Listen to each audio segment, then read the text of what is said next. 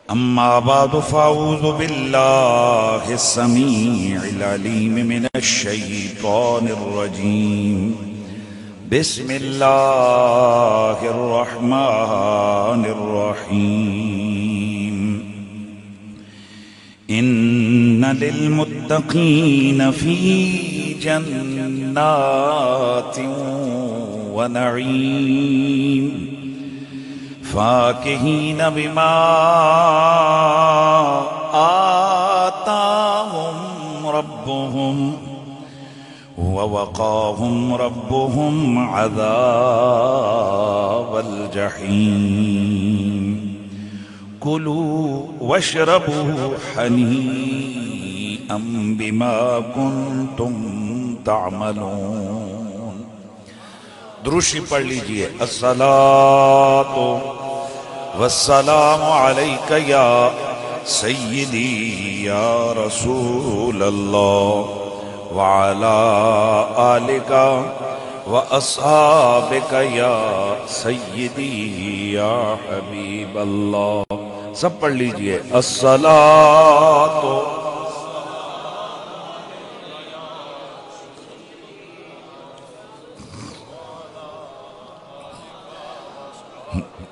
جسے مل گیا کملی والے کا دامن اسے دو جہاں کا خزانہ ملا ہے. بھلا باغ جنت کو وہ کیا کرے گا مدینے میں جس کو ٹھکانہ ملا ہے. مل کے پڑھ لیجئے. بھلا باغ جنت کو وہ کیا کرے گا مدینے میں جس کو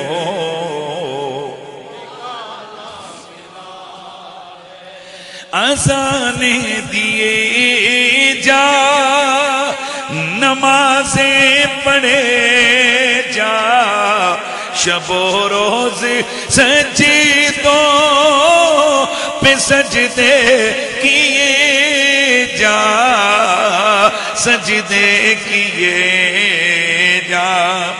اذانیں اسی کی نمازیں اسی کی اذانیں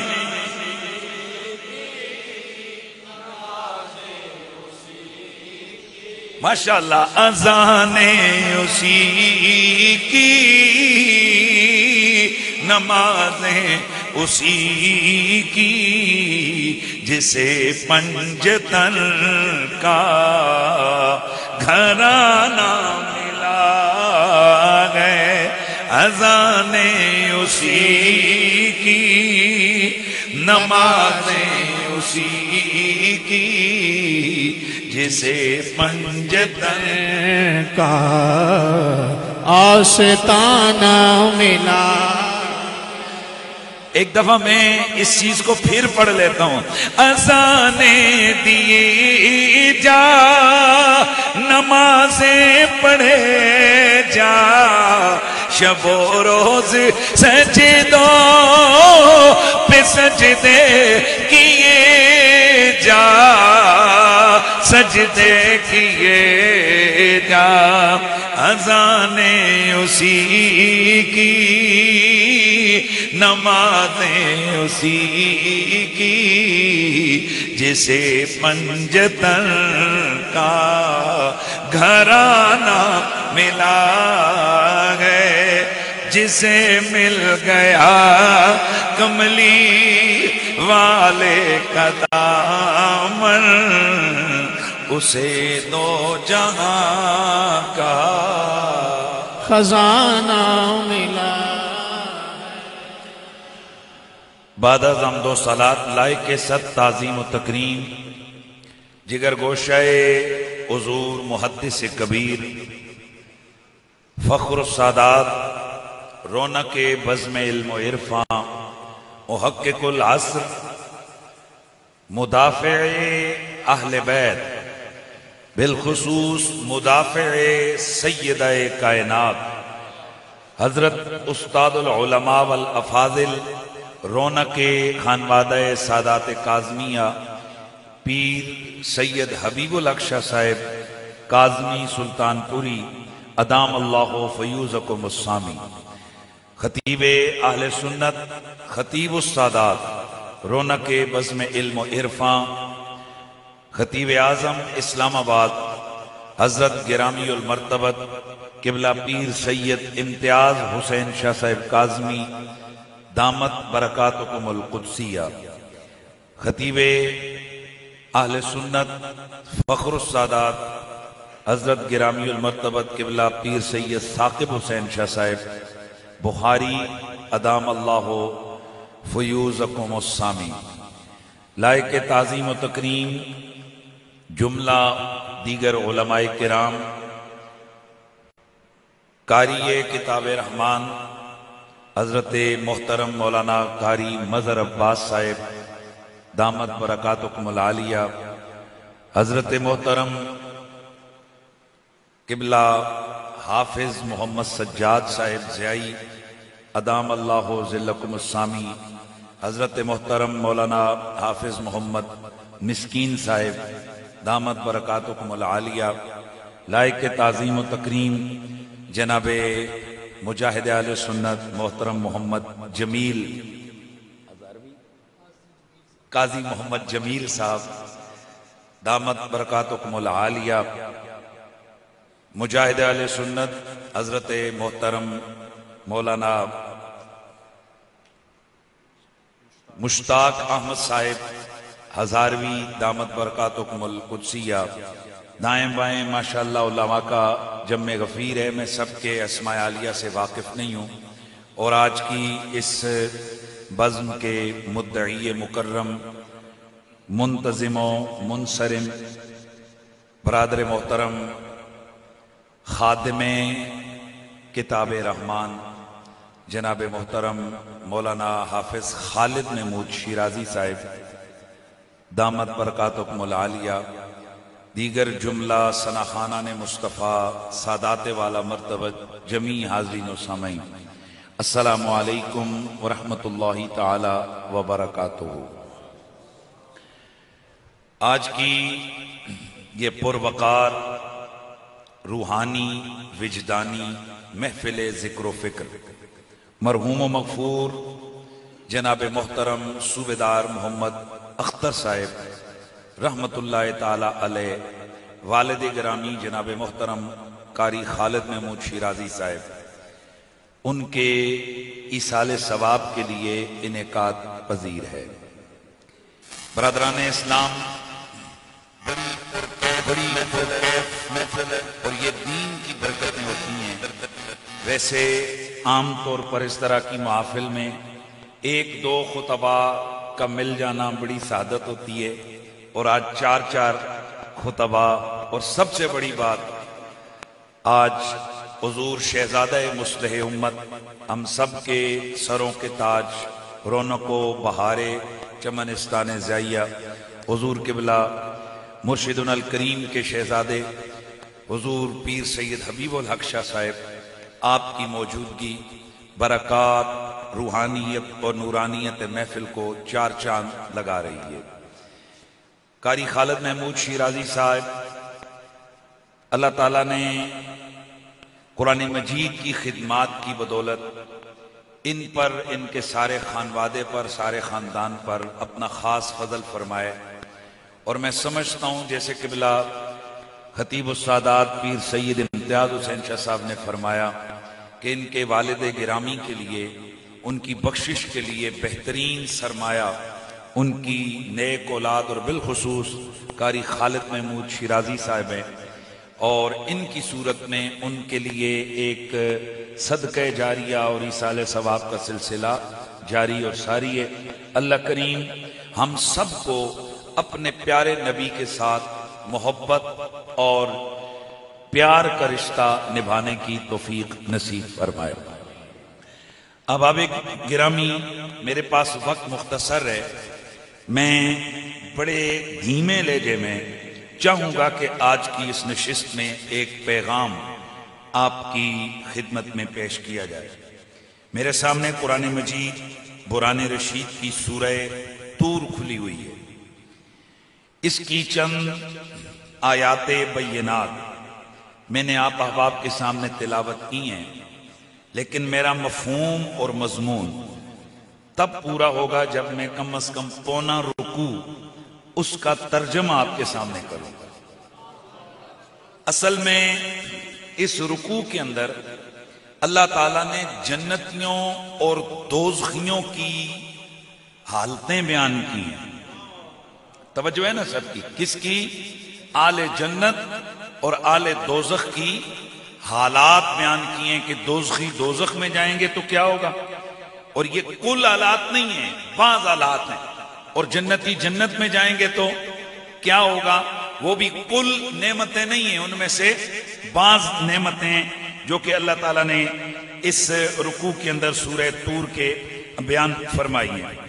اللہ تعالیٰ قرآن مجید میں ارشاد فرماتے فویل یومئذ للمکذبین، قیامت والے دن جھٹلانے والے، جھوٹے جھٹلانے والوں کے لیے بڑی سخت بربادی ہے۔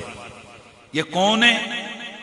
الذین ہم فی خوض یلعبون، وہ لوگ کہ جو اپنی کھیل کود کے مشغلے میں لگے ہوئے ہیں۔ یوم یدعون الی نار جہنم دعا، اللہ فرماتے قیامت کے اس دن ان کو جہنم کی طرف دھکے مار کے دھکیلا جائے گا، اور پھر کہا جائے گا ہذہ النار التی کنتم بہا تکذبون، یہ ہے وہ آگ جہنم کی جسے تم جھٹلایا کرتے تھے۔ افسحر عادا ام انتم لا تبصرون، تو کیا یہ جادو ہے یا تمہیں کچھ نظر نہیں آ رہا؟ یعنی وہ کہتے تھے نا پہلے یہ سب جادو ہے فلاں ہے، اب دیکھو یہ جادو ہے یا حقیقت ہے۔ اصلوہا فاصبروا او لا تصبروا، جاؤ اس آگ کے اندر، چاہے اس پہ صبر کر سکو یا صبر نہ کر سکو، سواء علیکم، تمہاری کسی کو پرواہ نہیں ہے، صبر ہو یا نہ ہو تم پر ایک جیسا ہے۔ انما تجزون ما کنتم تعملون، جو کچھ تم کیا کرتے تھے آج یہ سارا اسی کا بدلہ ہے۔ اچھا، یہ جہنمیوں کو کہاں دھکا دے دیا گیا جی؟ بولے جہنم میں، اور جہنم میں ڈال کے چکھو اس جہنم کی آگ کا مزہ۔ یہی ہے وہ آگ جسے تم جھٹلایا کرتے تھے۔ جھٹلانا کیا ہوتا ہے؟ کوئی جھٹلانا زبان سے ہوتا ہے، کوئی جھٹلانا عمل سے ہوتا ہے۔ جب کوئی کہے ہوئے آگ میں جلے گا، او جڑیاں کس تکیاں آگیاں، اے جان مٹھا اگلا جان کس ڈٹھا، دنیا جان کی خواستیں غلاستیں انڈیلتا ہے انسان، تو یہ بھی جھٹلانا ہے۔ اللہ فرماتے قیامت کو میں نے جہنم کی آگ میں ڈال کے پھر کہوں گا یہ ہے وہ آگ جسے تم کیا کیا کرتے تھے، جھٹلایا کرتے تھے۔ یہ طرف کون سی آ گئی؟ جہنم والی۔ اب آئیے ذرا جنت والی۔ ان المتقین فی جنات و نعیم، بے شک جو متقین ہیں وہ جنتوں کے اندر اور وہ نعمتوں والی ان جنتوں کے اندر موجود ہوں گے۔ فاکہین بما آتاہم ربہم ووقاہم ربہم عذاب الجحیم۔ فاکہین بما آتاہم ربہم، رب نے جو نعمتیں دی ہوئی ہوں گی وہ ان میں خوش ہوں گے۔ کیا ہو رہے ہوں گے جی؟ خوش ہوں گے. وَوَقَاهُمْ رَبُّهُمْ عَذَابَ الْجَحِيمِ، ان کے رب نے انہیں جہنم کی آگ سے بچا لیا. یعنی وہ جو جنت کے اندر ان کو نعمتیں ملیں گی تو یہی بڑی نعمت ہے اللہ کی کہ اللہ نے ان کو جہنم کی آگ سے بچایا.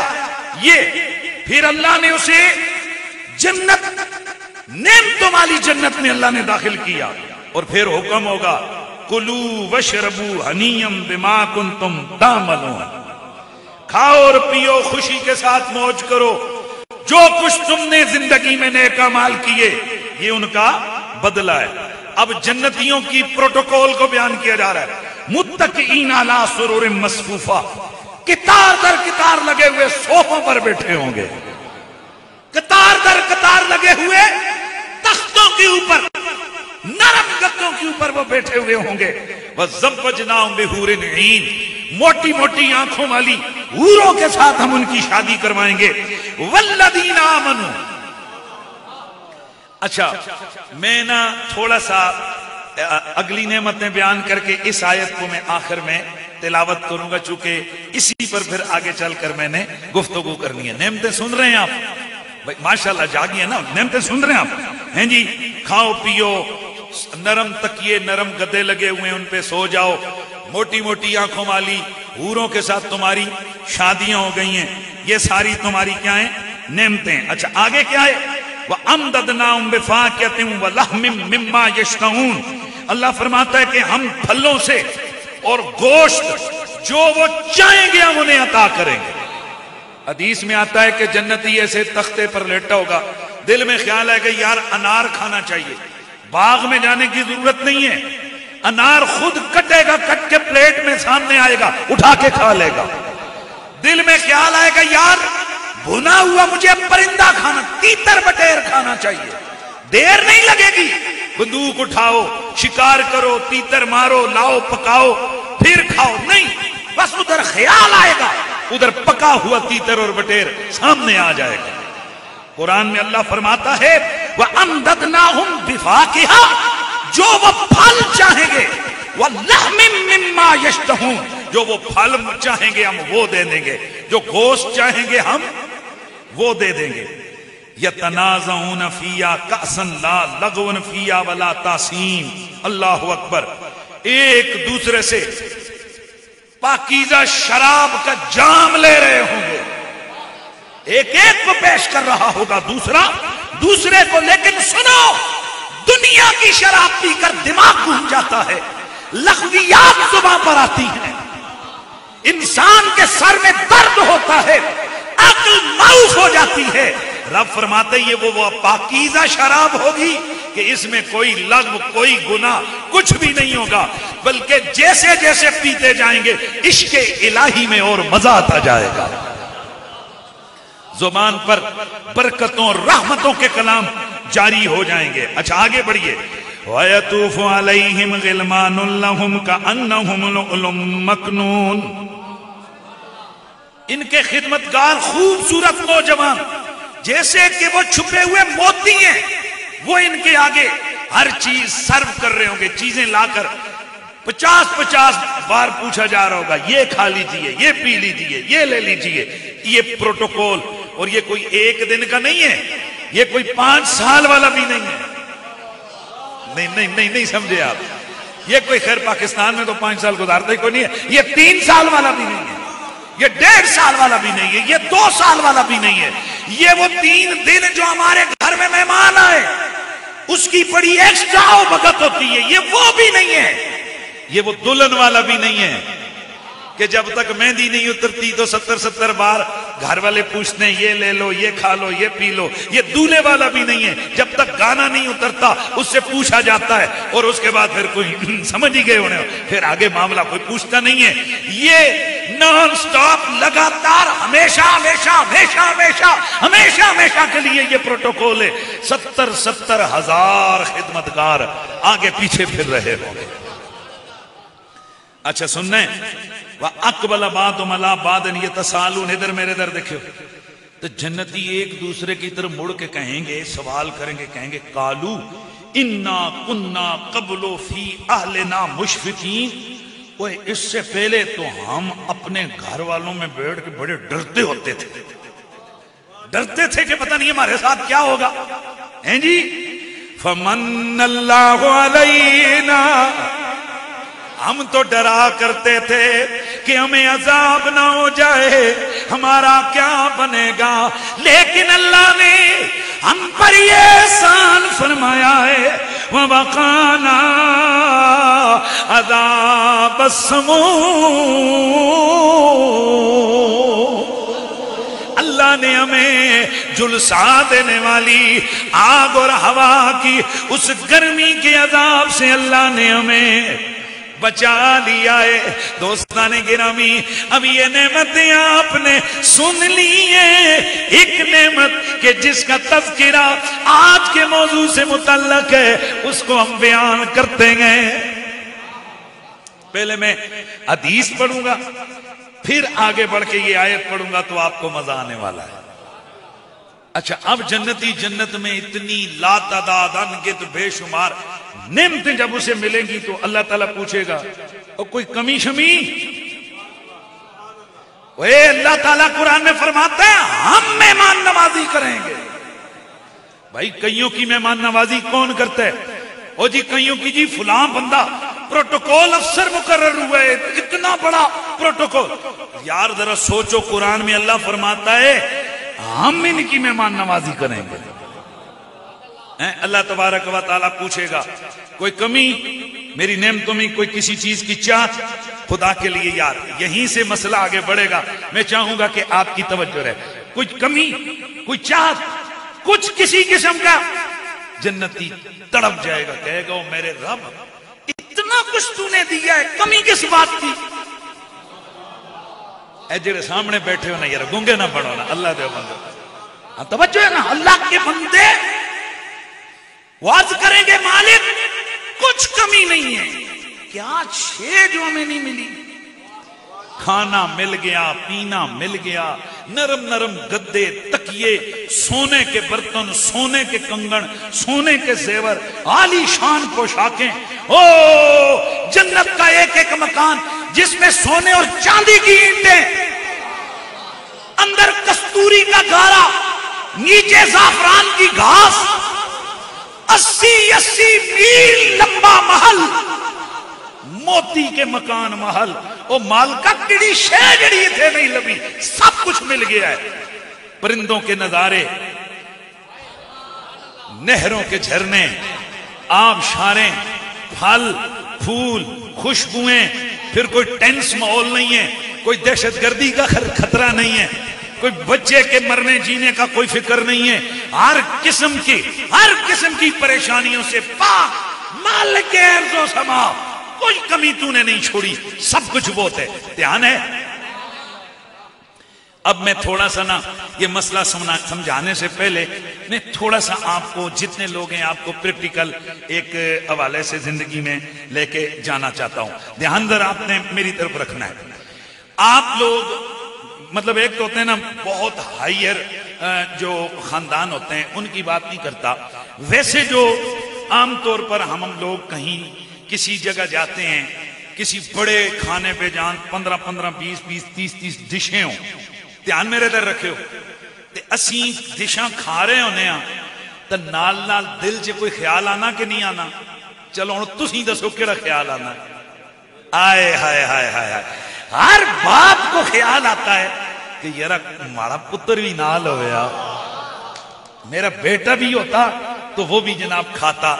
ایسے ہی ہے وہ یار، اور تے ہے نہیں، جہاں بھی بندے کو سکھ سکون چین ملتا ہے اس کو گھر والے ضرور یاد آتے ہیں۔ مثلا مجھے اور تو نہیں پتا، میں اتنا نہیں جانتا، لیکن جب بھی بندہ مدینے جاتا ہے نا، وہاں کی رحمتیں، وہاں کے انوار، وہاں کی برکتیں، وہاں کے ایام و سحر، وہ لیل و نہار، وہ جو گزرتی رہ کے خیال آتا ہے کاش کہ ساری فیملی آج یہاں ہو۔ آپ اس چیز کو سمجھ گئے ہو؟ اور بولو سمجھے ہو؟ بندہ منہ سے بولے نہ بولے، چنگی جگہ جا کے بندے کو اپنے پیارے لوگ یاد آتے ہیں، وہ چاہتا ہے کہ میرے ساتھ وہ یہاں ہوں۔ بس جب اتنی بات سمجھ گئے ہو تو پھر آؤ ہم واپس اس حدیث کی طرف چلتے ہیں. اللہ تعالیٰ پوچھے گا کوئی چیز کمی؟ مال کا کوئی شے چھوڑی نہیں. اب رب تو پھر دل کے اندر خیالوں کے اندر کے خیال بھی جانتا ہے. رب فرمائے گا جب تجھے اور کچھ چاہیے نہیں تو یہ دل میں کیا چھپا رکھا ہے؟ وہ یہ تیرے دل میں کیا ہے؟ پتہ ہے اس کے دل میں کیا چھپا رکھا ہوگا؟ کاش میری اولاد بھی آج میرے ساتھ رہتی ہے، کاش میری بیوی بچے آج میرے ساتھ میرے اس گھر میں میرے اس نعمت بھرے مسکن میں میرے ساتھ ہوتے. لیکن چونکہ اس کی اولاد گناہگار ہوگی، وہ اس لائق نہیں ہوگی کہ وہ جنت میں آ سکے، اس لیے ایک دل میں تڑپ ہوگی کاش میری اولاد بھی آئے. اللہ پوچھے گا او میرے بندے اگر تجھے اور کسی چیز کی ضرورت نہیں ہے تو پھر یہ دل میں کیا ہے؟ عرض کرے گا ہاں میرے مالک میرے دل میں یہ تمنا ہے کہ کاش میری اولاد یہاں میرے ساتھ آئے تاکہ مجھے سکون ملے. اب میرا رب فرمائے گا او ملائکہ اس کی اولاد میں سے جو حالت ایمان میں مرا ہے اس کی وجہ سے اسے بھی اس کے ساتھ جنت میں لے آؤ تاکہ اس کا چین سکون بڑھ جائے. میرے خیال میں بات تھوڑی قریب لے آیا ہوں. یہ والا پورشن میں نے آیت کا چھوڑا تھا، میں نے کہا میں آگے نعمتوں تو اب اللہ تعالیٰ اس نعمت کو بیان کرتا ہے. وَالَّذِينَ آمَنُوا وَاتَّبَعَتْهُمْ ذُرِّيَّتُهُمْ بِإِيمَانٍ أَلْحَقْنَا بِهِمْ ذُرِّيَّتَهُمْ وَمَا أَلَتْنَاهُمْ مِنْ عَمَلِهِمْ مِنْ شَيْءٍ. اچھا یہ نہیں ہے کہ ماں باپ کے عمل میں کوئی کٹوتی کر کے ان کے پروٹوکول کو کوئی کمی کر کے اولاد کو ساتھ میں لایا جائے گا. رب فرماتے نا ان کے عملوں میں کوئی کمی نہیں ہوگی. ویسے ہی ہم ایمان کی وجہ سے ہم ذریت اور اولاد کو ان کے ماں باپ کے ساتھ جنت میں ملائیں گے. اللہ اکبر. اس کا مطلب یہ ہوا کہ تیرے میرے چین تیرے میرے سکون کے لیے اگر ہم جنت میں اور انشاءاللہ جنت میں جائیں گے نا یار، کیونکہ حضور نے فرمایا اللہ سے جنت کا سوال کیا کرو، کیونکہ جب بندہ 3 بار کہتا ہے یا اللہ جنت دے جنت دے جنت دے تو جنت اللہ کی بارگاہ میں کہتی ہے یا اللہ اسے جنت دے دے اسے جنت دے دے اسے جنت دے دے. تو بیرامی المرتبت حاضرین ہم جنت انشاءاللہ جائیں گے ہیں کیونکہ ہم رسول اللہ کے جنت، آواز آئے ہم رسول اللہ کے جنت رسول اللہ کی. بس آ گئی وہ بات جہاں کے لیے یہ میں نے نقطہ اٹھایا تھا، آ گیا وہ معاملہ جہاں تک کے لیے میں نے یہ پورا سفر اتنا میں لے کے آیا تھا.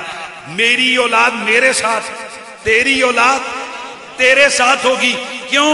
تاکہ اس کو چین ملے، اس کی عمل جو ہیں وہ ہیں، تاکہ اس جنتی کو چین ملے، اس کا دل ٹھنڈا ہو جائے، اس کی آنکھیں ٹھنڈی ہو جائیں.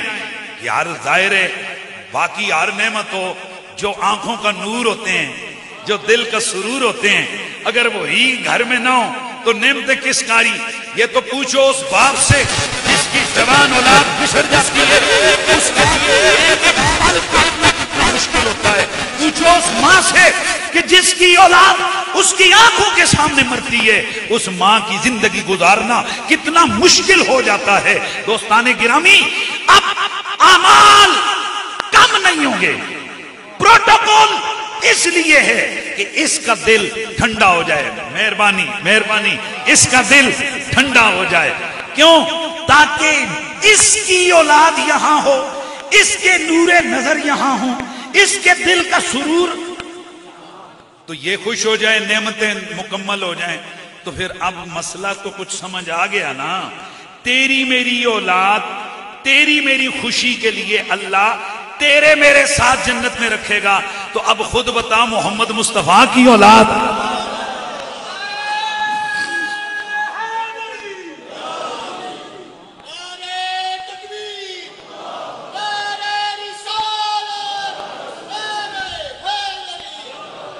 تیری میری اولاد اور حضور کی اولاد کے حوالے سے ایک نقطہ الگ تھلگ ہے. تیری میری اولاد کے لیے چانس ہے کہ وہ کافر ہو جائیں. اگر وہ کافر ہو گئے یہ سہولت نہیں ملے گی. بولیے یہ سہولت نہیں ملے گی, یہ انعام نہیں ملے گا. اور حضور کی اولاد وہ کافر ہو ہی نہیں سکتی. ہاں اس وقت بولو یہ بریلویوں کا عقیدہ ہے, یہ سنیوں کا عقیدہ ہے. اعلیٰ حضرت فاضل بریلوی نے اس پہ پورا رسالہ لکھا ہے.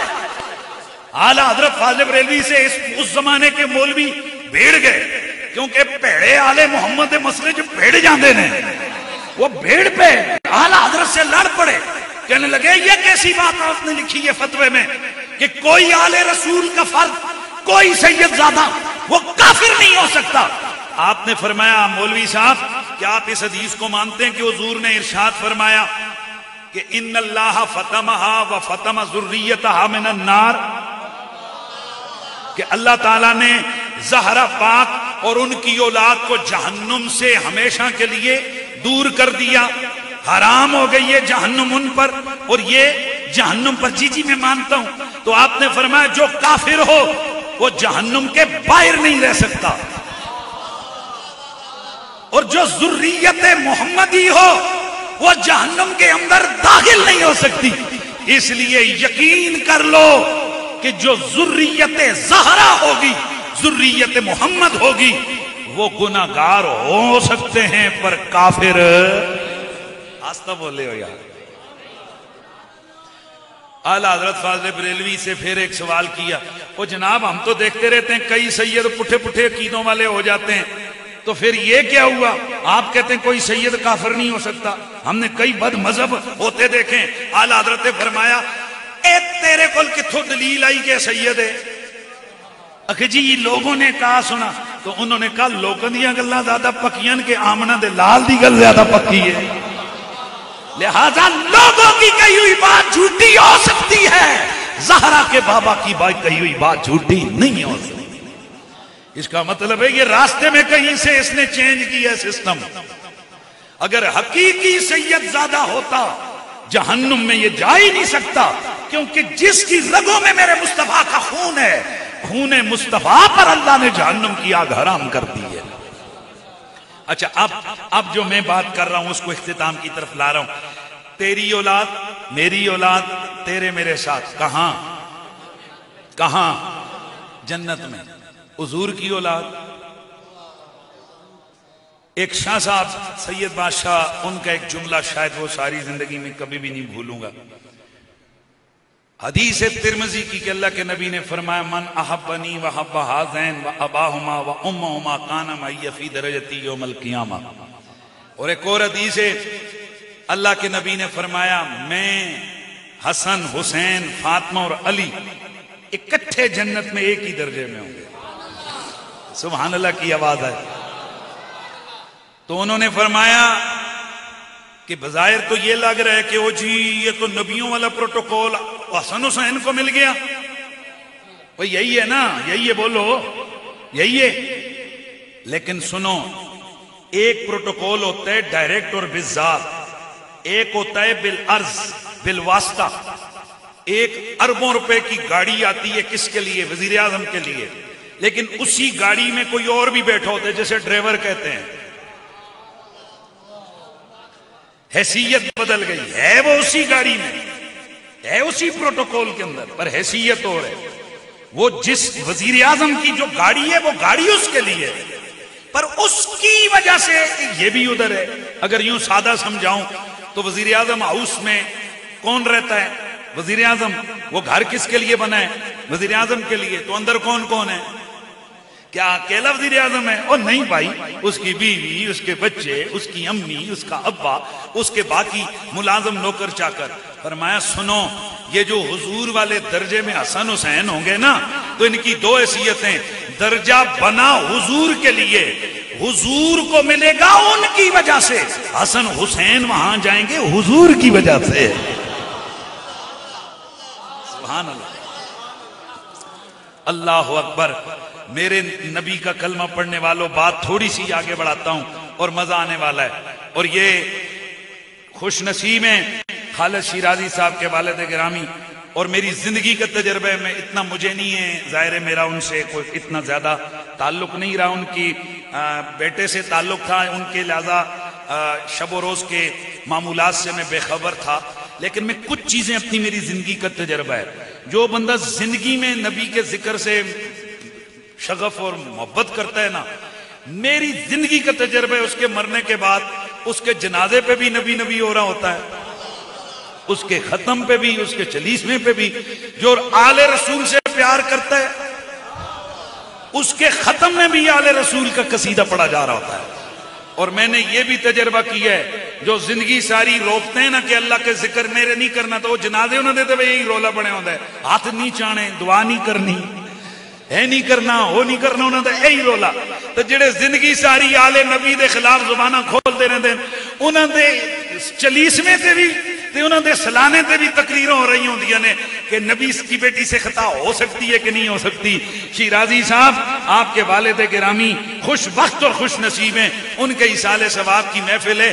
میرے یقین مجھے حاصل ہے کہ وہ بندہ جو تھا جیسا تھا پر آل نبی کا غلام تھا، اس لیے آج ان کے ایصال ثواب کے لیے قصیدے محمد و آل محمد کے پڑھے جا رہے ہیں. اور ایک بات بانڈی سیڑھا والو ذہن میں رکھو، ہم گولڑے والے سلطان کے غلام ہیں، ہم شہنشاہ گولڑا کے ماننے اور پیار کرنے والے ہیں. ہم حضور مسلح امت پیر سید حسین الدین شاہ صاحب کے پروردہ اور ان کے پڑھائے ہوئے لوگ ہیں. انہوں نے ہمارے دل و دماغ میں اس طرح سے چیزیں انڈیلی ہیں. وہ ایک جملہ کسی نے کہا تھا کہ مجھے میرے استاد نے ایسے پڑھایا کہ جیسے بندہ تعویذ کا پانی لذت پیار عقیدت سے ایک ایک چسکی چسکی عقیدت اور فرقت محبت سے ڈوب کے وہ پیتا ہے. میرے مرشد میرے استاد نے مجھے ہر سبق اس طرح سے پڑھایا. تو ہمارے اساتذہ نے ہماری تربیت کی ہے. ہم آل محمد کے بھی غلام ہیں، حضور کے ہر صحابی کے بھی غلام ہیں. قربان جائیں نبی کے صحابہ پہ، قربان جائیں ابو بکر عمر عثمان و حیدر، اللہ کے نبی کے سارے صحابہ زندہ باد. ہاں ہم وہ نہیں ہیں کہ 2-3 صحابہ کے نعرے لگاؤ باقیوں کو بھول ہی جاؤ. ہم کہتے ہیں حضور کا ہر صحابی زندہ باد ہے. بولو نا، بولو بولو، ہر صحابی زندہ باد ہے، ہر صحابی. ہم یہ بھی نہیں کہتے کہ یہ کوئی غلط نہ رہے کہ ہر صحابی نبی جنتی جنتی. میرے مرشد پاک نے تو فرمایا صحابی تے بڑی گل ہے، اسی تے گولڑے والے نو بھی جنتی کہنے ہیں. ہم تو غوث پاک کو بھی جنتی کہتے ہیں. ہم تو کہتے ہیں من قال لا الہ الا اللہ فدخل الجنہ. صحابی کے جنتی ہونے میں اور باقیوں کے جنتی ہونے میں تھوڑا فرق ہے. یہ جملہ بھی میرے مرشد نے دیا، آپ کو میں آج گویا گفٹ دے رہا ہوں. وہ کیا ہے؟ آپ نے فرمایا بیٹا کچھ جنتی وہ ہوتے ہیں کہ جنہیں جنت کی ضرورت ہوتی ہے. صحابہ وہ جنتی ہیں جنت کو جن کی ضرورت ہے. سبحان اللہ. تو ہر صحابی اپنے اپنے درجے میں جنت میں جائے گا. میرے نبی پاک نے فرمایا میں علی فاطمہ حسن ہم اکٹھے ہوں گے. تو وہ عالم دین بزرگ عالم دین انہوں نے فرمایا یہ کیوں ایسے ہوگا کہ بھئی یہ حضور والے درجے میں ہوں گے؟ آپ نے فرمایا یار اس جنت میں رونق کہاں ہو، حضور کا دل چین کہاں پائے کہ جنت ہو اور زہرا نہ ہو.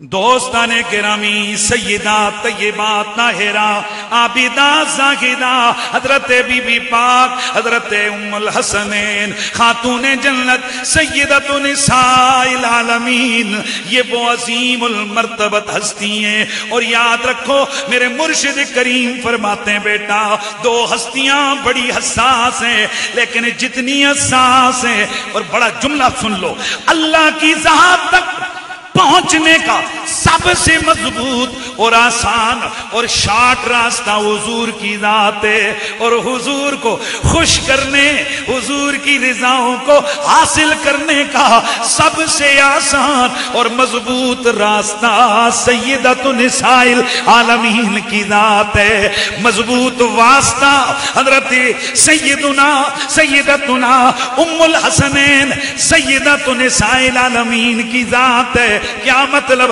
جس سے زہرا راضی ہو گئی اس سے میرا نبی راضی ہو گیا، جس سے سیدہ ناراض ہو گئی اس سے میرا نبی بھی ناراض ہو گیا، اور جس سے زہرا ناراض ہو گئی میرے رسول نے فرمایا او فاطمہ ان اللہ یرضا برضا کے، اللہ تیری رضا پہ راضی ہے، مطلب یہ جس سے تو راضی ہو گئی اس سے خدا راضی ہو گیا۔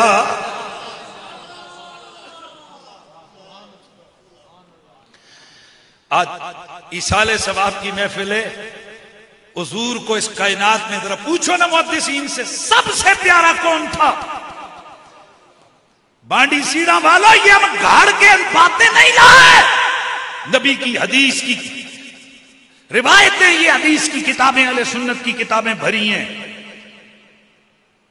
پوچھو ان مولویوں سے، ان کے سر پہ تیرا رکھو، اگر ان کے اندر ایمان ہے تو بولو اے مولویوں سچ بتاؤ، بتاؤ تم حدیثیں کیا کہتی ہیں کہ اللہ کے رسول کو اس دھرتی پہ سب سے زیادہ پیارا کون تھا؟ تسی میرے گل سنو، کار اپنے بچے ہیں روز پوچھتے ہو سب تو چنگا کون لگنا؟ تے بچہ تے پھر بچہ ہوندہ جس ٹائم تک تا ٹافی ابے کو لیتے آتے ہیں ابا، جس ٹائم اماں کو لے آتے ہیں اماں، ایسے ہے نا، یہ انسان کی فطرت ہے۔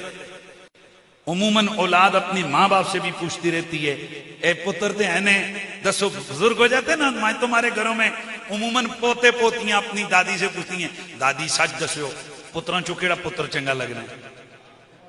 ایسے ہوتے ہیں نا۔ اور میرا نبی تو 70 ماؤں سے بڑھ کے اپنے صحابہ سے پیار کرنے والے، بہت پیار۔ تو صحابہ جب بیٹھے ہوتے تو پھر وہ پوچھتے، ایک نہیں دو نہیں 13 سے زیادہ روایتیں ہیں مسلمانوں کہ مختلف صحابہ نے مختلف موقع پر حضور سے پوچھا، حضور سارے ہی تانوں چنگے نے پر اے دسو تواڈے خاندان چو تواڈی آل بیت چو تانوں سب تو پیارا کون لگنا ہے؟ مہربانی کریں مجھے یہ بتائیں۔ آج ہم اس پہ 2 گھنٹے درس نہیں دیتے بھائیو، مسواک کرو، اتنا مسواک کرو، اتنا کرو، فلانا کرو، ہنج مارو کیونکہ حضور کو پسند ہے، ایسے تو بالکل صحیح ہے، یہ سنت ہے، اس کو ہم استعمال کریں۔ بھائیو امامہ پہنو، اس پہ ہم 2 گھنٹے لیکچر نہیں دیتے، حضور کو پسند ہے، ایسے۔ پر یار کبھی ہم یہ بھی تو اپنے عنوانات بنا لیں نا کہ ہم مسواکوں اور لکڑیوں کا بیان تو کرتے ہیں، امام کپڑا ہے نا، لیکن نسبت حضور سے داڑھی، یہ سنتین کا بیان کرتے ہیں کہ حضور کو یہ پسند ہے، یہ پسند ہے۔ اور کبھی یہ حدیثیں بھی تو بیان کرو نا، حضور کو سب سے زیادہ کون پسند ہے؟ روایت نمبر 1 حضرت سیدہ عائشہ، روایت نمبر 2 حضرت سیدنا زید بن ارقم، روایت نمبر 3 حضرت سیدنا ابو ہریرہ، روایت نمبر 4 حضرت سیدنا ابو سعید الخدری۔ یہ 4 اور اس کے علاوہ اور کئی صحابہ ہیں جنہوں نے حضور سے پوچھا حضور سب سے پیارا کون ہے؟ تو میرے رسول نے مختلف موقعوں پر مختلف ہستیوں کے نام لیے۔ 2 کے جواب میں فرمایا فاطمہ، یار ہوڑے بولے ہو یار، کیا فرمایا؟ بلکہ 3 کے جواب میں، ایک مولا علی ولی روایت پہ، کتنے کے؟ 3 کے۔ کون مجھے سب سے زیادہ پیار ہے؟ فاطمہ۔ 2 ہی روایتیں جن کے جواب میں فرمایا حسن حسین،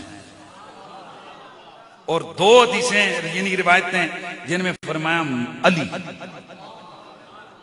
اچھا ان ساری روایتوں کو ملائیں تو نتیجہ کیا نکلا؟ میرے نبی کو سب سے زیادہ آل بیت میں کون کون پیارا ہے؟ اللہ اللہ نبی کا گھرانہ، یہ گھرانہ ورا الورا ہے،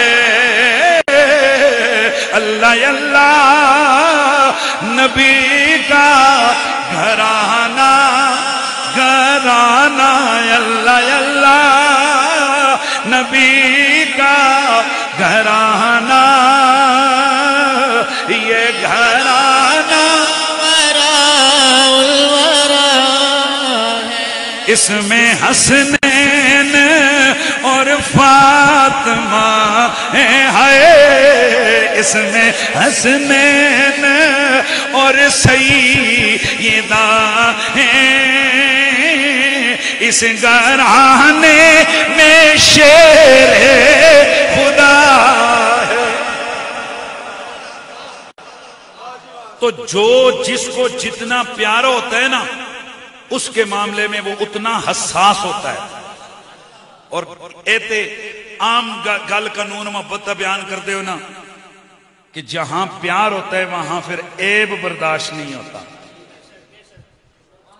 بھائی بالکل آخری اختتامی نتیجہ نکال کے بات کو ختم کرتا ہوں، جہاں پیار ہوتا ہے وہ کسی وچ عیب ہووے تامی اور نہیں پسند کرتا کہ میرے محبوب کا عیب بیان ہو بھی کسی میں تو تب۔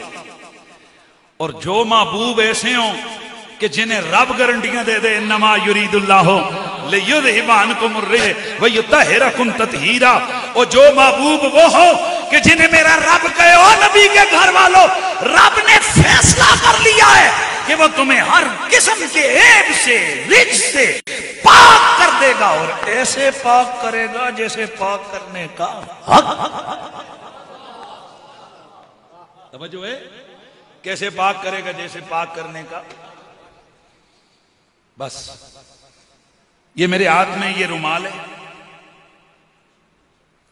مجھے چھوڑیے یہ بزرگ سامنے بیٹھے ہیں ان کی بات کر لیتے ہیں، چلیں ان کو چھوڑیے یہ بزرگ تشریف لے آئے ان کی بات کر لیتے ہیں۔ گلے میں ان کے سفید چمکیلا رومال پڑا ہوا ہے، یقیناً ہماری بہن نے جو ان کے گھر میں ہوں گے یا جو بھی فیملی ممبر ہیں جنہوں نے ان کو یہ رومال دیا، دھو کے دیا، پاک کر کے دیا، دھیان میری طرف رہیں گے، پاکیزہ ہے۔ اور اگر کوئی بندہ خود اپنے ہاتھوں سے کسی چیز کو اپنی قوت اور طاقت کے مطابق صحیح کر کے دھو کے صاف کر کے لائے، اور جب وہ محفل میں آئے تو کوئی چونگے مارنے والا کہے کہ اے جناب کپڑے تے پاک رکھیا کرو، تو نے کہا بھائی پاک ہے، اور نہیں جی نہیں اس میں کوئی نہ کوئی عیب ہے۔ اس نے کہنے بھائی جی میں خود پاک کیتا ہے، میں نے خود پاک کی ہے، میں نے خود اس کو پاک کیا ہے، اور نہیں جی نہیں کوئی عیب ہے۔ تو اس نے اگلی باری پھر مارنا ہے کسوننا، اس نے کہنے بندے دے پترا اے رومال دھو کے پاک میں اپنی طاقت نال کر کے اے سکیت میں اے لے کے آیا، تو دیں اس میں چکی کمی کوتائی عیب نظر آیا، تو جسے میں اس طرح پاک کروں جسے پاک کرنے کا حق ہے، جسے آپ اس طرح پاک کریں جسے پاک کرنے کا حق ہے، یہ اس جسے پاک کریں اسے جسے پاک کرنے کا حق ہے۔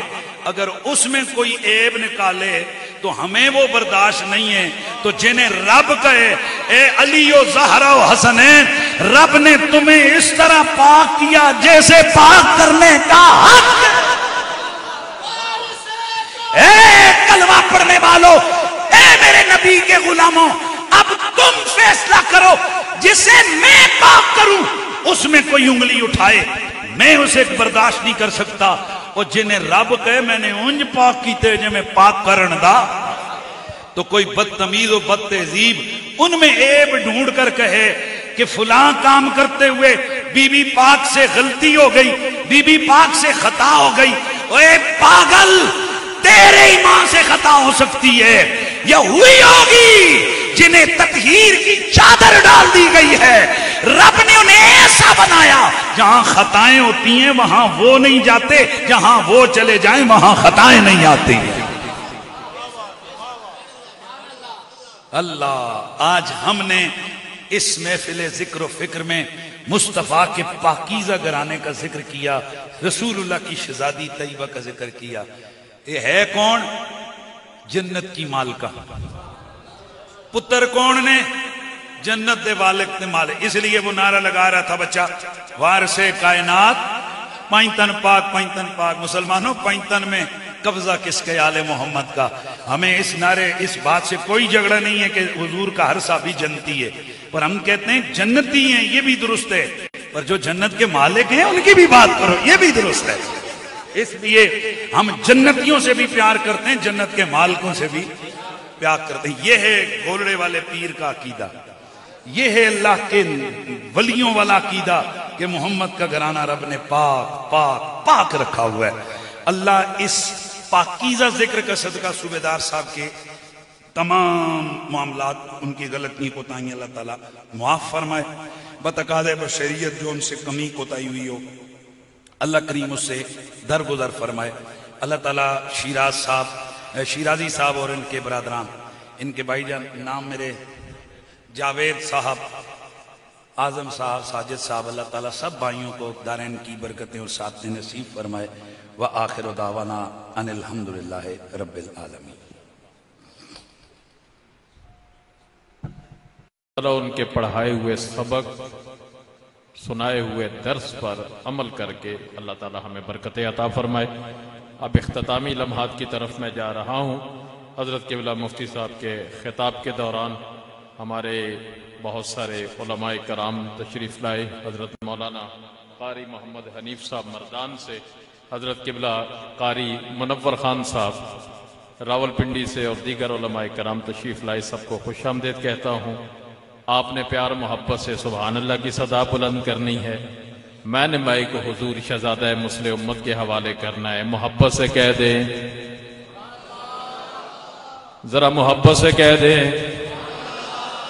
آپ نے نعت شریف میں ذکر سنا نا، سرکار اعلیٰ حضرت گولوی رحمت اللہ علیہ نے یہ سبحان اللہ کا درس ہمیں سبق دیا ہے، تو اس کو پکا کے اچھے طریقے سے دلوں سے آوازیں نکال کے دلوں کی میل کو صاف کر کے جانا ہے۔ میں اس لیے بار بار کہتا ہوں، محبت سے کہہ دیں، پیار سے کہہ دیں، نعرے تکبیر، نعرے رسالت، نعرے رسالت، نعرے حیدری۔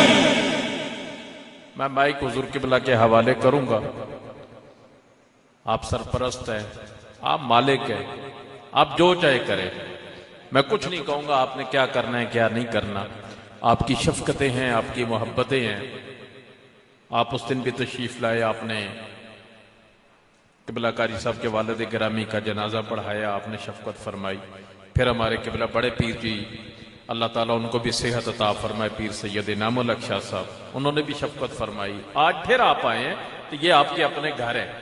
بنڈ سیڑھا آپ کا پورا اپنا گھر ہے الحمدللہ۔ بنڈ سیڑھا کے جتنے حفاظ قرہ علماء کو آپ نے دست شفقت رکھ کے جتنی محبت، جتنا آپ نے نوازا ہے، اس کا قرض ہم ساری زندگی نہیں اتار سکتے۔ لہٰذا حضور قبلہ جو چاہے واضح و نصیحت فرمائیں گے اور آپ دعا فرمائیں گے۔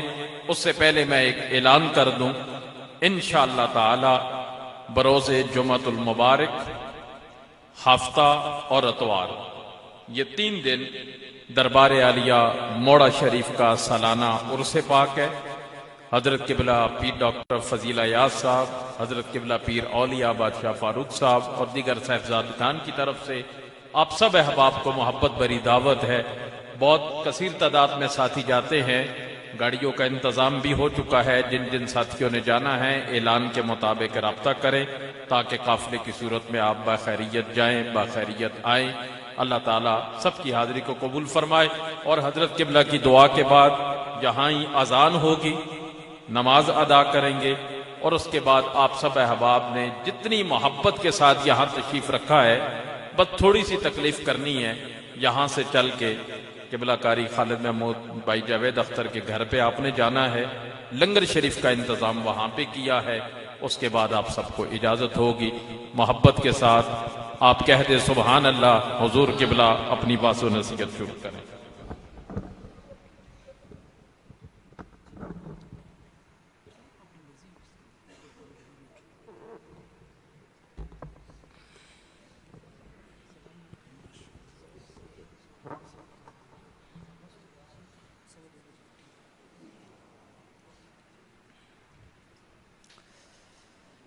الحمدللہ وحدہ والصلاة والسلام علی من لا نبی بعدہ وعلی آلہ واصحابہ اجمعین، اما بعد فاعوذ باللہ من الشیطان الرجیم، بسم اللہ الرحمن الرحیم۔ آباؤکم و ابناؤکم لا تدرون ایہم اقرب لکم نفعا۔ آمنت باللہ صدق اللہ مولانا العلی العظیم۔ ان اللہ و ملائکتہ یصلون علی النبی يا أيها الذين آمنوا صلوا عليه وسلموا تسليما اللهم صل على سيدنا ومولانا محمد وعلى آل سيدنا ومولانا محمد وبارك وسلم الصلاة والسلام عليك يا سيدي يا رسول الله وعلى آلك وأصحابك يا سيدي يا حبيب الله. محترم مکرم محتشم معزز علماء ذی وقار، مفتیان کرام، ارباب علم دانش، طالبان علم معرفت، بزرگوں، دوستوں، بھائیو، السلام علیکم ورحمۃ اللہ وبرکاتہ. اللہ تعالیٰ کا بڑا کرم، فضل اور احسان ہے کہ اس نے ہمیں ایک ایسی پاکیزہ مجلس عطا کی جس میں ہم نے اس کی حمد، اس کے پیارے حبیب صلی اللہ علیہ وسلم کی نعت اور اس کے محبوب کے محبوبوں، صحابہ و آل بیت کا ذکر سماعت فرمایا. اور یہ ساری چیزیں اس مجلس میں، ہر کلمہ خیر اور اس کے محبوبوں کا ذکر اس مقصد اور نیت سے تھا کہ سارا ہم قاری خالد محمود شیرازی صاحب کے والد گرامی سویدار صاحب رحمۃ اللہ تعالی علیہ کی روح کے لیے ایصال کر دیں کہ اللہ رب العزت اس کے عوض ان کو جنت میں عرفہ اعلیٰ مقام عطا فرمائے، ان کی بخشش اور مغفرت فرمائے. عزیزان گرامی القدر، 2 خطابات بلکہ 3 آپ نے میرے پہلے سنے ہو، اس سے پہلے بھی ہوئے ہوں گے، سارے ہی بڑے خوبصورت تھے. اور ان میں جو ایک چیز ہمیں ملتی ہے اس کا واضح آپ نے ذکر سنا کہ اللہ تعالیٰ اپنے محبوب نبی کے امتیوں کو مختلف بہانوں سے بخشش کے ذرائع عطا فرماتا ہے. اپنے عملوں پر بھی بخشش ملتی ہے، جہاں کوئی اپنے عملوں میں کمی کوتاہی رہ جائے، بعد میں بیٹا عمل خیر کرے، بخشش کی دعا مانگے، بھائی بخشش کی دعا مانگے، اللہ اس پر بھی بخشش عطا فرماتا ہے. اور بعض دفعہ بیٹے اگر اس نیت سے نہ بھی کریں تو یہ بھی آپ کو بتاتا چلوں، وہ جتنے اعمال صالحہ کرتے ہیں اللہ اس کا جو ثواب والدین کو بھی عطا فرماتا ہے. ولد صالح جو ہے رسول اللہ نے کیا فرمایا، یہ صدقہ جاریہ میں ہے. بیٹا جو نیک ہے اس کی نیکیاں جو ہیں، جو چاہے ارادے سے اگر کرتا ہے کہ میرے والد کو ثواب ہو، مثلا دعائے خیر کرتا ہے، یہ تو ہے ہی ہے، ویسے بھی اس کے اعمال صالحہ جو ہیں وہ کیا ہے، اولاد کے اعمال صالحہ والدین کی بخشش و نجات کا ذریعہ بنتے رہتے ہیں. تو مختلف ہے. جو آیت کریمہ میں نے پڑھی، یہاں علماء قراء سب جانتے ہیں کہ رب تعالیٰ نے یہ جہاں وراثت کے احکام بیان فرمائے کہ بھائی اگر چلا جائے، بیٹا چلا جائے تو باپ کو کتنا حصہ ملے گا دنیاوی مال کا، باپ چلا جائے تو بیٹوں کو کیا حصہ ملے گا، باقیوں کو کتنا ملے گا، بیوی کو کیا ملے گا، بیٹیوں کو کیا ہے، بھائیوں کو کیا ہے، مختلف صورتوں میں مختلف حصے مقرر فرمائے. یہاں پر رب فرمایا آباؤکم و ابناکم لا تدرون ایہم اقرب لکم نفعا. تمہارے آبا، والدین، تمہاری اولاد، تم نہیں جانتے کون تمہارے لیے زیادہ نفع مند ہے. یہاں پر حضرت عبداللہ بن عباس رضی اللہ تعالیٰ عنہ اس آیت کی تفسیر میں بیان کرتے ہیں. اور آپ جانتے ہیں حضرت عبداللہ بن عباس قرآن کے علوم میں اس طرح غوطہ زن تھے. رسول اللہ کی ظاہری حیات کے آخری سال آپ نے ان سے سیکھا پڑھا، اور پھر ایک طویل عرصہ تک قرآن حضرت مولا مرتضیٰ سے پڑھتے رہے، اور پھر اس انداز سے قرآن پر آپ کو عبور حاصل ہو گیا تھا. کیا فرماتے تھے، لو دائقال بعیری لوجدت فی کتاب اللہ، کہ میرے اونٹ باندھنے کی رسی گم ہو جائے نا تو میں مسجدوں میں اعلان نہیں کراؤں گا میں لوگوں کو نہیں بتلاؤں گا، میں کسی کو بھیجوں گا نہیں جا کر تلاش کرو، میں قرآن کھولوں گا، قرآن بتا دے گا اس وقت میری رسی کہاں پر موجود ہے۔ یعنی قرآن کا ظاہر اور باطن اس طرح میں نے سیکھ لیا ہے، ایک ایک آیت کی تفسیر میرے سامنے ظاہری تفاسیر بھی ہیں، اس کی وہ جو عام لوگوں کو نہیں پتا وہ تفاسیر بھی ہیں، میں یہ سارا جانتا ہوں۔ آپ فرماتے ہیں اس آیت کا ایک معنی یہ ہے، ان الابن اذا کان ارفع درجۃ من ابیہ۔ آپ نے پہلے سنا کہ باپ کا درجہ اعلیٰ ہے، باپ اتلے درجے میں ہے، بیٹا نیچے درجے میں ہے، یا جنت میں نہیں نیچے ہے مومن۔ اور یہ بھی بتاؤں وراثت بھی مومن کی مومن کو منتقل ہوتی ہے، اگر کوئی کافر ہو تو نہیں ہوتی۔ باپ مومن ہو، بیٹا اگر مسلمان نہیں تو وارث نہیں بنتا، بیٹا مومن ہو باپ مسلمان نہیں تو وارث نہیں بنتا، یعنی وہ دنیاوی مال بھی ان کو نفع نہیں دیتا، نفع تب ہی دے گا یہ دنیاوی مال بھی جب ایمان ہوگا، ایمان کی نسبت سلامت ہوگی تو دنیاوی مال بھی نفع دے گا۔ تو آپ فرماتے بیٹے کا درجہ اعلیٰ ہو جائے، باپ نیچے ہو تو رب کی بارگاہ میں جب عرض کرتا ہے تو اللہ باپ کو بیٹے کی وجہ سے اعلیٰ درجہ عطا فرماتا ہے۔ کئیوں کو بیٹوں کی وجہ سے ملتے ہیں، جس طرح کہ سیدنا غوث اعظم، آپ کے والدین بھی بڑی شانوں والے ہیں، لیکن غوث پاک کی وجہ سے آپ کے والدین کو بھی اللہ غوث پاک کا درجہ عطا فرما دے گا۔ اور فرمایا اگر باپ اعلیٰ درجے میں ہو، اذا کان الاب، اگر باپ جو ہے ان الاب اذا کان ارفع درجۃ من ابنی، اگر باپ کا درجہ بیٹے سے اعلیٰ ہوگا تو اللہ تعالیٰ باپ کو جو ہے اس کی وجہ سے بیٹے کو اعلیٰ درجہ عطا فرما دے گا۔ تو یہ دونوں طرف سے نفع ہے۔ اور پھر والدین جو ہے نا، ان والدین کے ادب و احترام کے حوالے سے ایک چلو میں بات عرض کرتا چلوں، جس طرح آپ نے شاہ صاحب سے بھی سنا کہ والدین کی دعا اولاد کے حق میں کتنی پر اثر ہوتی ہے۔ بارہ آپ نے ماں سے حضرت جریج کا واقعہ سنا ہوگا، عام مومن بھی نہیں ہے، ایسا اپنے دور کا ولی ہے جو ہر وقت عبادت میں مصروف رہتا تھا، ہر وقت عبادت میں، نوافل فرائض کے بعد نوافل پڑھتے رہتے۔ والدہ ایک دفعہ، دو دفعہ، تین دفعہ آئی، بیٹے کو نیچے سے آواز دی اور بیٹے نے دنیا چھوڑ کے جیسا آپ کے پہاڑ ہے نا، پہاڑ کی چوٹی پر جا کر اپنا ایک مرکز بنا لیا، عبادت خانہ بنا لیا، تاکہ مجھے کوئی چھیڑے ہی نہ، کوئی آئے ہی نہ، کوئی مجھے ڈسٹرب کرے ہی نہ، میں ہر وقت یاد الہی میں مصروف رہوں۔ تو ماں جو ہے بوڑھی ہو گئی ہے، اب پہاڑی نہیں چڑھ سکتی، اونچائی نہیں چڑھ سکتی، نیچے سے آواز دیتی رہی، اور بیٹے نے جواب نہ دیا۔ کیوں نہ دیا؟ اس وقت بھی نماز پڑھ رہے تھے، یہ نہیں کہ کسی برے کام میں مصروف تھے۔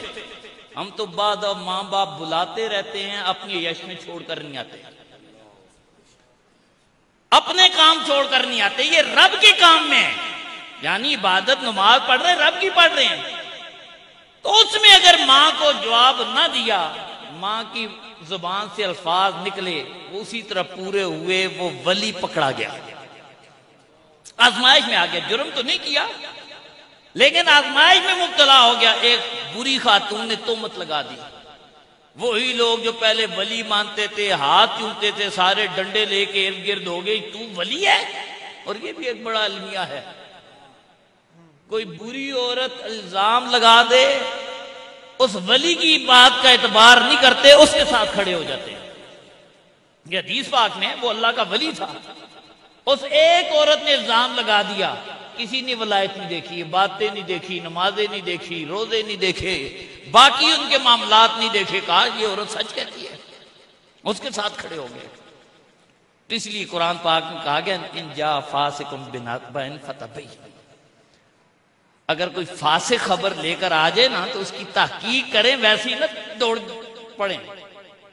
تو وہاں پر ایسا ولی جب پکڑے گئے، آزمائش میں آ گئے، تو رب تعالیٰ کی بارگاہ میں عرض کی، مولا مجھ پر اپنا کرم کر۔ ماں سے جا کر معافی مانگی، واپس آ کر اس عورت کا جو بعض روایتوں میں پیٹ میں بچہ تھا، بعض میں اس کی گود میں تھا، نومولود تھا، اس کو کہا بتا تیرا باپ کون ہے؟ ولایت اتنی پختہ ہے کہ ماں کے پیٹ کے بچے کو بلا سکتے ہیں، اس درجہ کا ولی ہے، لیکن ماں اپنی ماں کی وجہ سے آزمائش میں آ گئے۔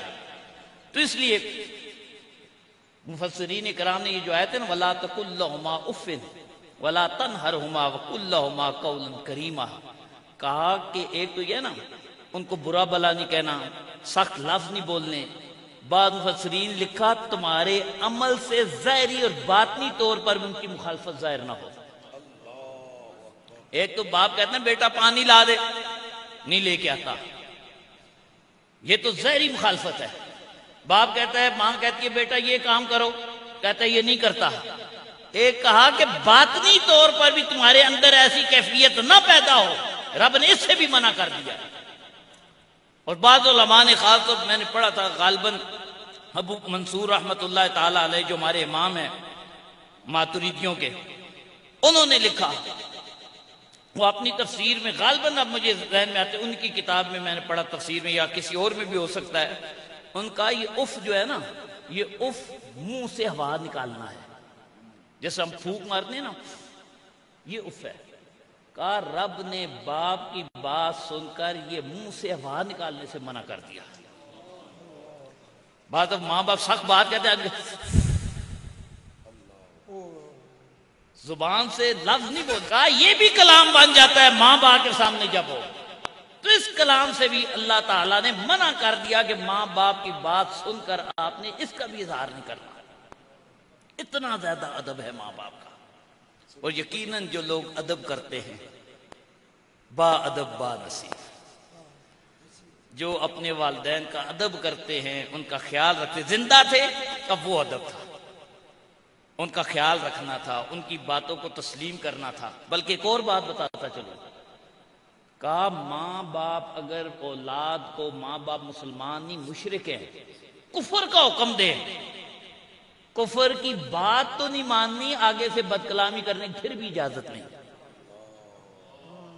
ماں باپ اولاد کو اگر کافر ہے ماں باپ، اور وہ اولاد کو کہے کہ یہ کام کرو جو اسلام کے خلاف ہو، کہا کہ ان کی بات تو نہیں ماننی، کفر نہیں کرنا، لیکن پھر بھی ان کا ادب و احترام کی خاطر رکھنا ہے، کریمہ، ان کے خلاف نہیں جانا۔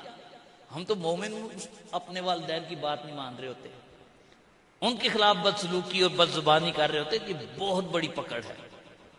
اور با ادب لوگ جو رہتے ہیں، اور میں جو عرض کرنے لگا تھا، اب وہ ادب تھا ظاہری حیات میں، وہ ان کے ساتھ تھا، پیار تھا، محبت تھی۔ پھر رسول اللہ نے فرمایا ان ہدیۃ الاحیاء الی الاموات، پہلے وہ ایک تحفے تحائف تھے، ان کی تابعداری کر کے، ان کے کھانے کا انتظام کر کے، بیمار ہے تو دوائی کا انتظام کر کے، ان کی اچھی رہن سہن کا انتظام کر کے، وہ ان کے لیے تحفہ تھا۔ فرمایا اب دنیا سے چلے گئے ہیں تو اب تحفہ کیا ہے؟ ان کے لیے دعائے مغفرت ہے۔ یہ سلسلہ ختم نہیں ہوتا، زندگی میں بھی جاری رہا، آخرت میں بھی جاری رہا۔ اور شاہ صاحب کی ایک بات آپ کر رہے تھے، میرے ذہن میں اس وقت ایک بات آئی، شاہ صاحب قربانی کا مسئلہ آپ کو بیان کریں، اور یہ مسئلے میں بھی ایک عرض کرتا چلوں، اللہ نے آپ کو وسائل دیے نا، اگر ماں باپ دنیا میں ہیں تو اللہ تعالیٰ ان کی زندگی لمبی کرے، اگر چلے گئے ہیں تو اگر آپ کے پاس وسائل ہے تو قربانی ماں باپ کے لیے بھی کریں۔ رسول اللہ نے 2 قربانیاں کی، ایک کہا ایک میری طرف سے ہے، ایک میری پوری امت کی طرف سے ہے، یعنی جو چلے گئے ان کے لیے بھی ہے، جو ابھی آئے نہیں ان کے لیے بھی ہے۔ تو یہ ایک ایسی عبادت ہے جو آپ کریں گے جانے والوں کے لیے، اللہ ان کے حق میں قبول کرے گا۔ اور پھر جو میں بات کرنے لگا تھا، قربانی ہے کیا؟ اصل قربانی کیا ہے؟ جانور کا خون بہانا، یہ گوشت کی تقسیم، یہ اگلے لازمات ہیں۔ جیسے ہی جانور کا خون بہایا جاتا ہے، یہی رب تعالیٰ نے جس کو اضحیہ فرمایا نا شریعت نے، یہ اتنی ہے، اللہ کے نام پر وہ خاص جانور خاص ایام میں آپ نے ذبح کر دیا، اس کا خون نکلا، قربانی پوری ہو گئی۔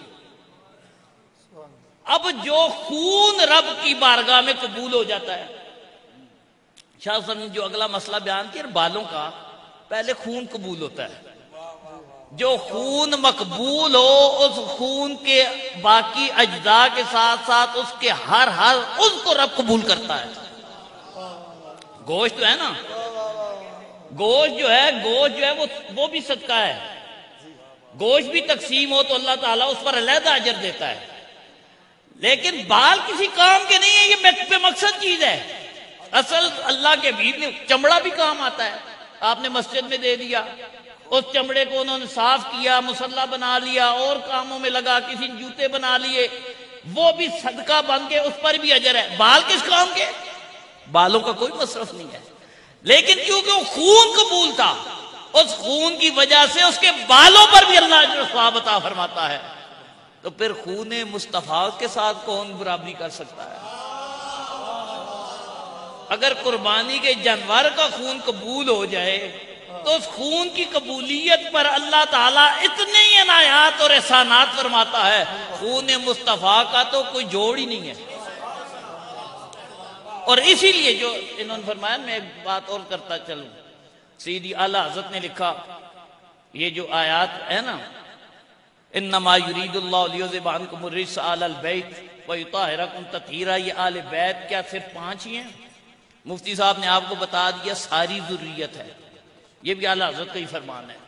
اب ایک انہوں نے اور تصریح کی، آپ نے فرمایا فداخل شرفاء اولاد فاطمہ کلہم فی حکم ہذہ الآیہ. تمام شرفاء جو اولاد ہیں سیدہ پاک کی، یہ سارے کے سارے اس آیت کے حکم میں داخل ہیں. کب تک؟ الا یوم القیامہ. یہ اصل رضویت تھی. سیدی اعلیٰ حضرت انہوں نے یہ نہیں کہا کہ صرف وہ 5 ہیں، باقی جو ہیں یہ اولاد فاطمہ میں نہیں آئیں گے یا ان کو اس آیت کا فیض نہیں ملے گا. آپ فرماتے قیامت تک آنے والا ہر جو سیدہ پاک کا بچہ ہے وہ سارے اس آیت کے فیض سے فیضیاب ہوتے رہے. ابراہیمیت کا تو سنی نہیں.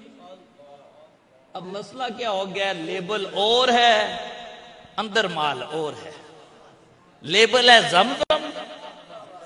سیدی اعلیٰ حضرت کو سیکھنا ہے تو ہم سے سیکھو جو اصل بریلوی ہیں، جن کا علمی حدیث پاک کا فقہ کا فیض بھی حضور تاجدار بریلوی تک ہے، اور جن کا روحانی فیض بھی حضور تاجدار بریلوی تک ہے. سوروردی، نقشبندی ساری نسبتوں کا ہم احترام کرتے ہیں. لیکن جب اور آ کر اور کی فرنچائز کھول کے بیٹھے نا، وہ پھر اسی طرح تخریب کرتے ہیں. ہر اللہ کے نبی کے خاندان کے بچے کو آج گالی دی جاتی ہے اور کہا کیا جاتا ہے یہ فکر رضا ہے، فلاں سید بھی گمراہ ہے، فلاں بھی ایسا کہتا ہے، فلاں بھی ایسا. یہ کس کی فکر ہے جی؟ یہ فکر رضا. استغفر اللہ. اعلیٰ حضرت کی فکر کیا ہے؟ ان کا اس دور کے سید کو بھی کوئی گالی دیتا ہے وہ بندہ مسلمان ہی نہیں رہتا. صحابہ کو برا بلا کہنے والا فاسق ہے، جہنم کا کتا ہے. اور فرمایا جو رسول اللہ کی شہزادی کے بچوں کو گالی اس دور کے سید کو دیتا ہے، فرمایا یہ بندہ سیدھا سیدھا کافر ہو جاتا ہے. ایک رخ تو آپ بیان کرتے ہیں، لیکن جب بات آئے خاندان مصطفیٰ کی آپ کو سب بھول جاتا ہے.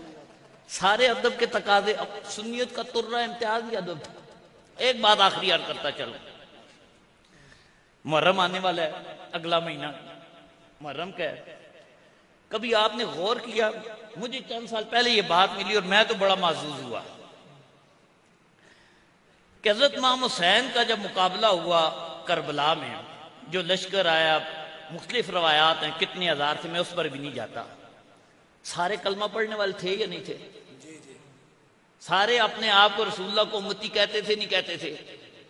لیکن وہاں صرف ایک بندہ بچا لشکر یزید سے، باقی سارے جہنمی بن گئے. کبھی غور کیا وہ ایک بچا کیوں تھا؟ سنا ہے نا، ہور جو تھا کون؟ یزیدی. یزیدی فوج کا کمانڈر تھا نا. انڈیا کے فوج کا کمانڈر ہوگا تو ہم اسے کیا کہیں گے؟ پاکستانی کہیں گے، اسے ہندوستانی کہیں گے. یزیدیوں کا فوج کا تنخواہ دار تھا،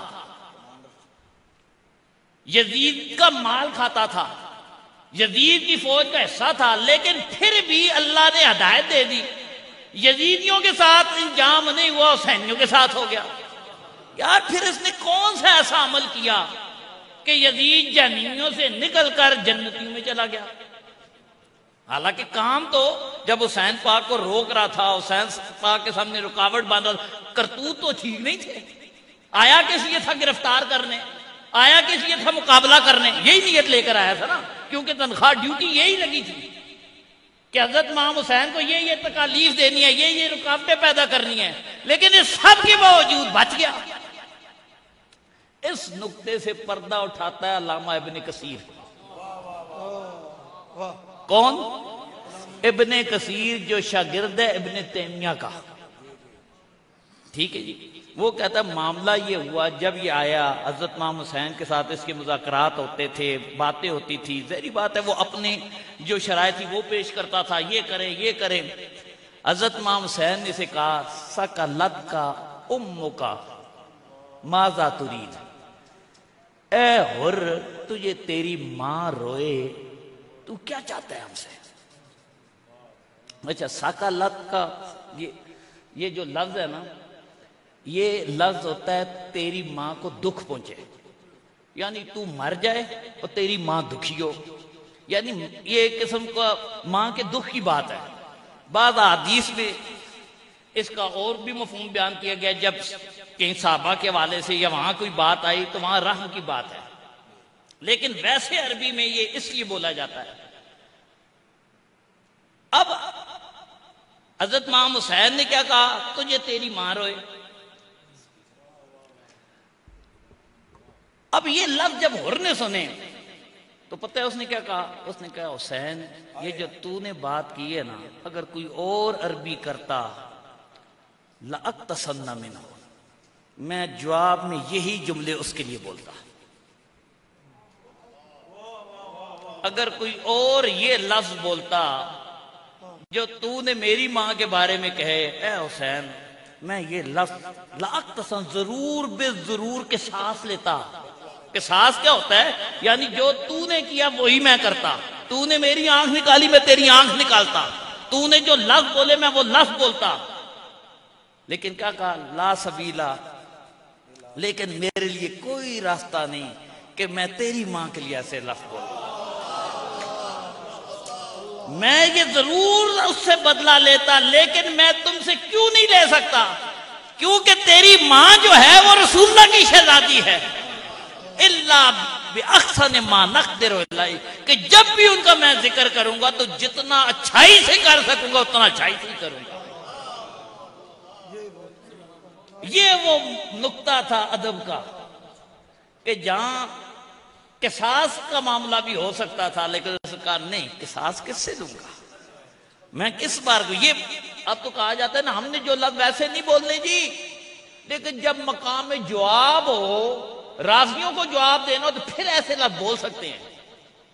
ہائے تو یہ ادب حر سے ہی سیکھ لیتا۔ اس نے کہا مقام میں جواب چھوڑو، مقام میں قصاص بھی ہو، لیکن پھر بھی حسین کی ماں جیسی کوئی نہیں ہے۔ آئے دشمن حسینی نہیں ہے، حسین کا دشمن ہے یزیدی، ہے پکا یزیدی۔ اب بندہ ہو سنی اور مقام جواب کی آڑ لے کر بک بک کرتا پھرے، اور وہ مذموم قسم کے مقاصد اور بکواسات اس پاک ذات کی طرف منسوب کرے، پھر یہ سنیت نہیں ہے، یہ پھر یزیدیت ہی ہے۔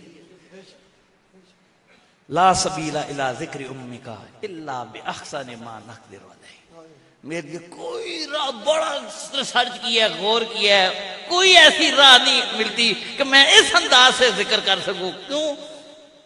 وہ رسول اللہ کی شہزادی ہے۔ میں جب بھی ذکر کروں گا یہ نہیں کہا اچھائی سے کہوں گا، جتنی مجھ سے بن سکی۔ اکثر جو ہے نا یہ تفصیل کا صیغہ ہے، جس قدر میں اچھائی بیان کر سکا، خوبی بیان کر سکا، سیدہ پاک کا ذکر میں اس خوبی سے کروں گا۔ یہ وہ ادب تھا، اللہ نے یزید کو، حر کو یزید اور حسینیوں میں جگہ عطا فرمائی۔ بعد ادب ایسا ہوتا ہے، اور بعد کیا ہوتا ہے، بے ادبی یزید کا معاملہ دیکھ لے، اوپر شیطان کا دیکھ لیں، عمر بن سعد کا دیکھ لیں، یہ سارے بیک گراؤنڈ ان کے کچھ اور تھے، لیکن جب بے ادبی کے مرض میں مبتلا ہوئے پھر سارے واصلے جہنم ہوئے۔ پھر اعلی حضرت جیسی ممتاز شخصیت کو کہنا پڑا یزید پلید۔ یہ پلید مسلمان نہیں ہونا، شریعت آدمی انما المشرکون، بس میں اب زیادہ تفصیل نہیں کرتا۔ مومن پلید نہیں ہوتا، کئیوں کو بڑا محبت آئی ہوتی ہے نا، ٹھیک ہے، تو اللہ حضرت نے اپنا موقف کافی حد تک بیان بھی کر دیا، ہاں ورنہ آپ مومنوں کو پلید کہا کریں، ٹھیک ہے، تو انہوں نے بتا دیا کہ یزید پلید ہی ہے، یہ پاک نہیں ہے، مومن پاک ہوتا ہے۔ تو اللہ تعالیٰ پاک لوگوں سے ہمیں وابستہ فرمائے، ان ادب والوں کے ساتھ رکھے، ادب والوں کے ساتھ ہمارا خاتمہ فرمائے، اور ہمیشہ صحابہ اور آل بیت کا ادب اور ان کا دفاع کرنے کی توفیق عطا فرمائے۔ یہ صحابہ جو ہے یہ مقام ادب ہے، یہ تول تول کے لڑانے کی جگہ نہیں ہے۔ اللہ رب العزت حضرت علامہ خالد محمود شیرازی صاحب کے والد صاحب کے درجات بلند فرمائے۔ آج علامہ مظہر صاحب کی ہمشیرہ بانجی جو ہے ان کا وصال ہو گیا، اللہ تعالیٰ ان کے درجات بلند فرمائے، ان کی بخشش و مغفرت فرمائے، اور آپ سب کے جتنے عزیز و اقارب اس دنیا سے جا چکے ہیں اللہ سب کو اپنی رحمتوں میں جگہ عطا فرمائے۔ وآخر دعوانا الحمدللہ رب العالمین۔ بادب کھڑے ہو جائیں، ایک شعر صلاۃ السلام کا پڑھا جائے گا اور اس کے بعد دعا۔